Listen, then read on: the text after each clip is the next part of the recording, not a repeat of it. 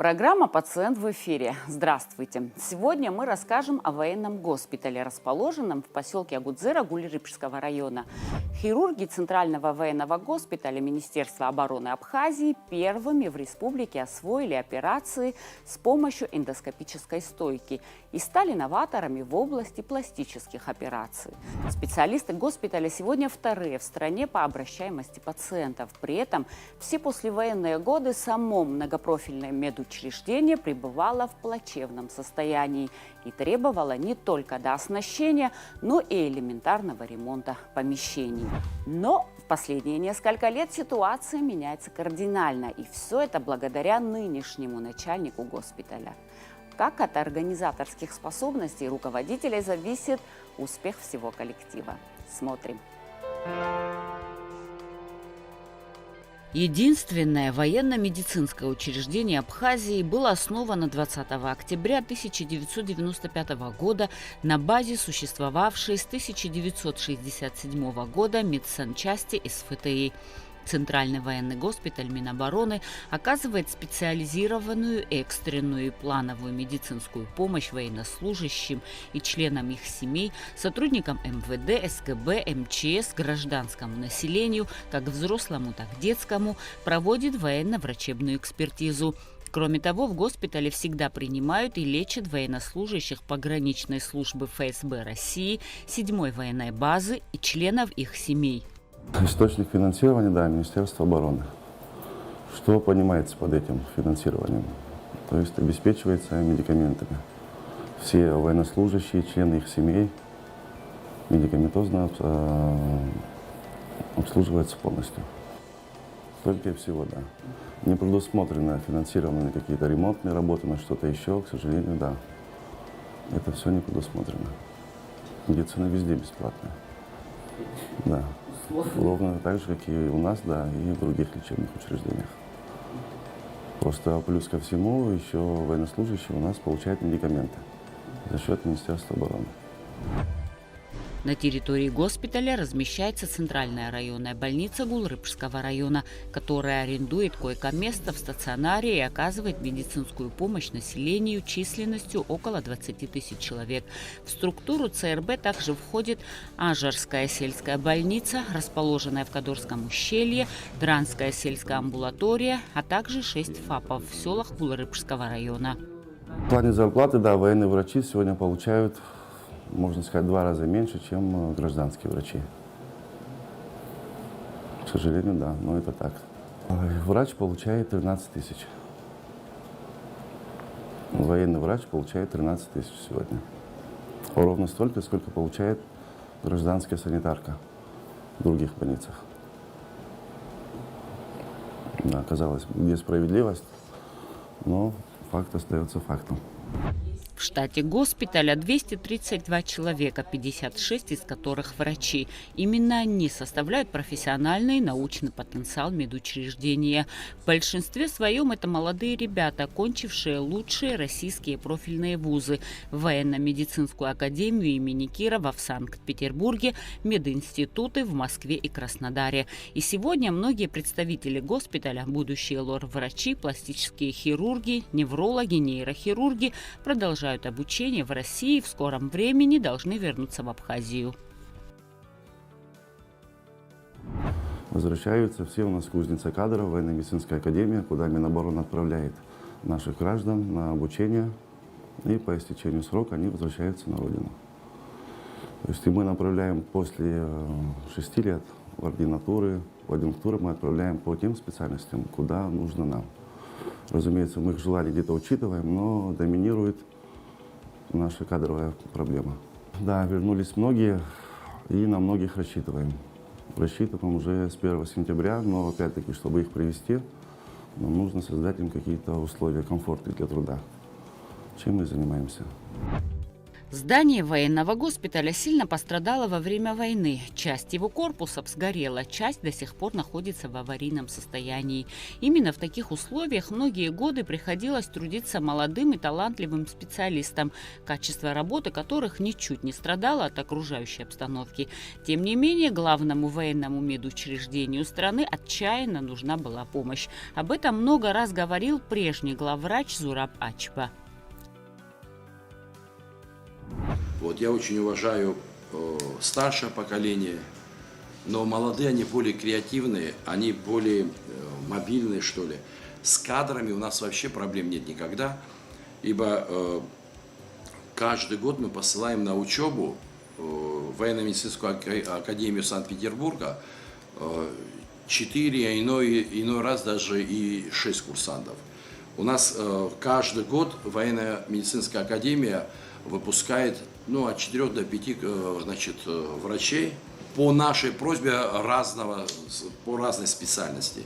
В Санкт-Петербурге пару лет тому назад в госпитале был очень большой объем операций. Сейчас он резко уменьшился и в связи с тем, что нет условий. В связи с тем, что, хотя по статистике, после республиканской больницы мы там твердо держим второе место там, по Абхазии по количеству больных и операций, но люди приходят только из-за того, что только из-за специалистов, только из-за этого. Потому что касается оборудования, что касается ремонта, вы сами видите, все в таком плачевном состоянии, вот, что даже на собрании коллектив принял решение, что писать письмо на имя главы государства вообще о закрытии госпиталя. Потому что в таких условиях работать невозможно. Сегодня начальником госпиталя является подполковник медицинской службы Аляс Джинджолия, невролог, окончивший академию в Санкт-Петербурге. После окончания учебы он начал работать в госпитале и после смерти Ачба заменил его в должности. Главной своей целью Джинджолия считает ремонт госпиталя и его оснащение профессиональными кадрами. За счет добрых людей, не без помощи государства в том числе, нашей главной победой мы считаем решение вопроса с системой водоотведения. У нас 30 лет эта система никак не функционировала. 30 лет мы зачастую это и в интервью озвучивали, и наглядно показывали. 30 лет цокольный этаж полностью был затоплен. И никак этот вопрос не мог решиться. Сегодня ведутся работы. Я думаю, до конца следующего месяца вопрос уже будет закрыт. Это мы считаем нашей главной победой за эти все годы. В этом вопросе помогает государство. Обращался к вице-президенту. Изначально, да, обратился к нему, он отреагировал на просьбу. Все, работы начались. Аляс Джинджолия рассказал, что собственными силами с помощью поддержки благотворителей удалось отремонтировать хирургическое отделение и операционный блок. Здесь провели капитальный ремонт, заменили окна, двери, электропроводку, привели в порядок стены и потолок. В каком состоянии был наш знаменитый коридор, я думаю, только не знают ленивые. И сегодня, да, вот то, что имеем. Это вот проведены, да, работы. силами, да, это все, что сделано своими силами. Своими силами как? Опять-таки, с помощью добрых людей. Коридор, выход на 2, 3, 4 этажи. И наша фишка, как ее даже назвать, наша фирменная проблема – система водоотведения, о чем я говорил ранее. Если да, мы немножко пройдем, чтобы вы понимали, о чем идет речь. Вот это у нас 30 лет, никуда не девается. Так, вон она. Вот наша фирменная проблема, знаменитая наша проблема. Да, сейчас ведутся работы, но пока что, да, результата еще нету. Я не знаю, в чем проблема, она никуда не уходит. Мы что только не придумывали, откачивали, за 20 минут наполняется заново, чтобы наподобие солярия здесь было. Сейчас здесь все будет ломаться, опять-таки, надеюсь, что со следующей недели мы начнем, все будет ломаться, восстанавливаться, будет отделение сердечно-сосудистой хирургии. Вот на базе этого открытого пока еще корпуса. Да, 3 этаж. Я хочу, чтобы вы его запомнили таким, как он есть сегодня, потому что, опять-таки, через пару месяцев здесь уже все будет совсем по-другому. мотоцикл нашему урологу, травматологу нашему. В таких нечеловеческих условиях, скажем, мы сегодня трудимся. Вот это вот палаты. Здесь же тоже запланировано, да, ремонт? Да. Мы уже через неделю начинаем здесь. Запланирован. Я планирую. Никто там не дал деньги на это. Мы начинаем. А нельзя было вот это заложить в Министерство обороны? Вот? Почему? Если меня спросить, можно было. Можно было заложить, и надо было. Но почему у нас из года в год не получается? У меня ответа на этот вопрос нет. Я чуть повоевал, у меня получилось там 30 миллионов заложить. Это не я должен делать. Должно делать мое командование. Большой вклад в деле оснащения госпиталя внес Минздрав Республики, который передал медучреждению большой операционный набор, коагуляторы, операционные лампы и стол, а также рентгенаппарат и автоклав. Врач-хирург Руслан Мукба закончил военно-медицинскую академию в Санкт-Петербурге по специальности торакальная хирургия. После учебы он вернулся на родину и с 2021 года оперирует в военном госпитале. Он выполняет сложные операции и постоянно совершенствует свои знания. Мы имеем лапароскопию, то есть это не огромный разрез, не лапаротомия. Можно проколами и делать диагностику. То есть это прям можно сказать, что в ногу 21 века, да, то есть идем, не делая большие разрезы, можем диагностику сделать, посмотреть внутри живота, что происходит, то есть проколами, лапароскопия. И дальше, если какую-то проблему увидим, которую можно решить лапароскопически, то это все решается лапароскопически, да, проколами так и заканчиваем. И так получилось, что в Абхазии экстренную лапароскопию, так получилось, что мы первые начали, и, слава богу, все успешно. Сейчас лапароскопически можем, начиная от просто диагностики, да, то есть если у человека такое состояние, болезненный живот, непонятное состояние, то можем диагностику сделать. Начиная от диагностики, то и там аппендицит, холецистит, холецистэктомия, по гинекологии, там, гистерэктомия, там, матку убрать, придатки и тому подобное. Плюс еще лапароскопические грыжу сделать, то есть герниопластика. То есть все эти возможности есть. Благодаря начальнику, который оборудование нам все это приобрел, обеспечил, есть возможность все это сделать. Нынешний военный госпиталь – это многопрофильное медучреждение, в котором несколько отделений – терапевтическое, хирургическое, стоматологическое, травматологическое, физиотерапевтическое, отделение скорой неотложной помощи, анестезиологии и реанимации, переливание крови, а также поликлиника и клинико-диагностическая лаборатория. Работы здесь ведутся параллельно. В одном кабинете красят стены, в другом лечат пациентов. Всем желаю здоровья и всем жителям Абхазии, вообще всем желаю, чтобы никто не болел и не попадал. Но если уж такое случится, как оно случается, чтобы попадали вот именно в руки у таких прекрасных хирургов, как попала я. Да, позавчера вечером мне сделали операцию по удалению желчного пузыря, да. Я, конечно, очень боялась, даже пыталась убежать. Но так провели операцию прекрасно, да. Что еще могу сказать? Как вы сейчас себя чувствуете? Чувствую себя хорошо. Вчера я уже встала на ноги сразу, буквально ночь я полежала. Всю ночь следили за мной. Девочки, медсестры приходили, температуру, давление, все врачи. Внимание в госпитале к больным, к пациентам превосходное, просто превосходное. Я без лишних слов, я не люблю лишнего говорить зря, но коллектив здесь прекрасный. Начиная с хирургов, заканчивая санитарными женщинами, которые убирают. Все очень добрые, все очень внимательные, сострадательные. Прекрасно. Я себя чувствую, конечно, очень хорошо. Даже у меня рядом никого нет, ухаживающих людей.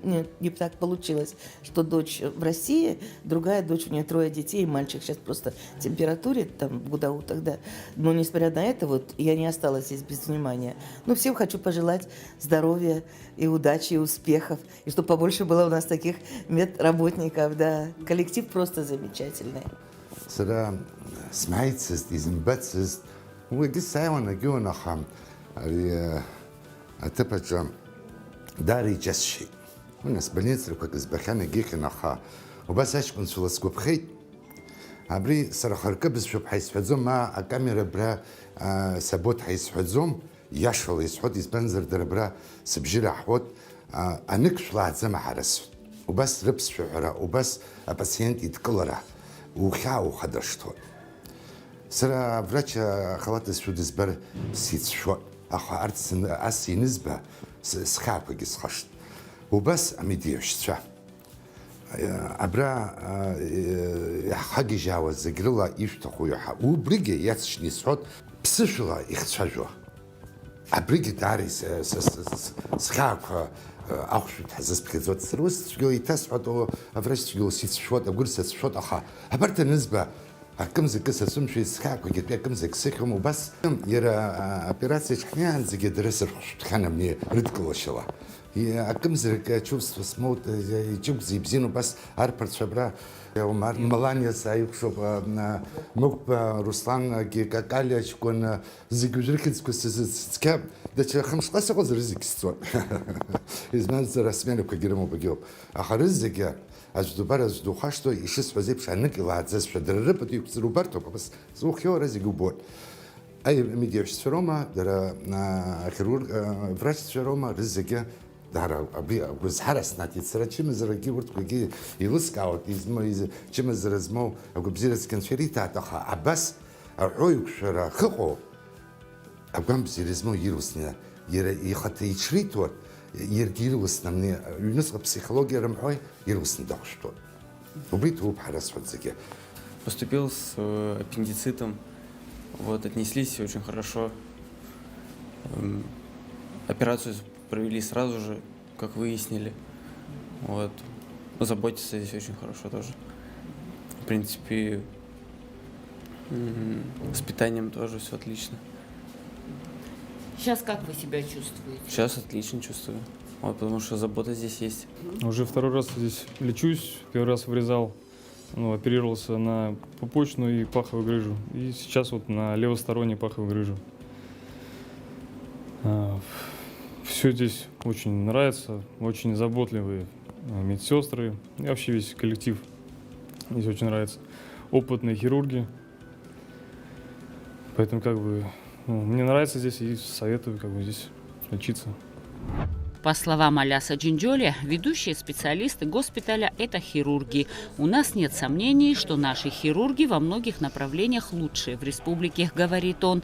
Уже сегодня в отделении проводятся плановые хирургические операции при сложных заболеваниях органов брюшной полости, молочной железы, мягких тканей и многие другие. Если раньше госпиталь был перевалочным пунктом, сюда доставляли экстренных больных для оказания первой медицинской помощи, а затем их отправляли в республиканскую больницу, то сегодня здесь на месте могут оказать необходимую квалифицированную помощь. Целесообразность этой больницы, по-моему, она очевидна. Еще раз говорю, категорию людей, которых мы обслуживаем, не считая гражданский персонал. Это все военнослужащие, члены их семей, военнослужащие Российской Федерации, 7-я военная база, погранвойска, ФСБ России. И их семьи все обслуживаются у нас. Не считая категорию, еще раз говорю, гражданских людей, жителей района, столицы.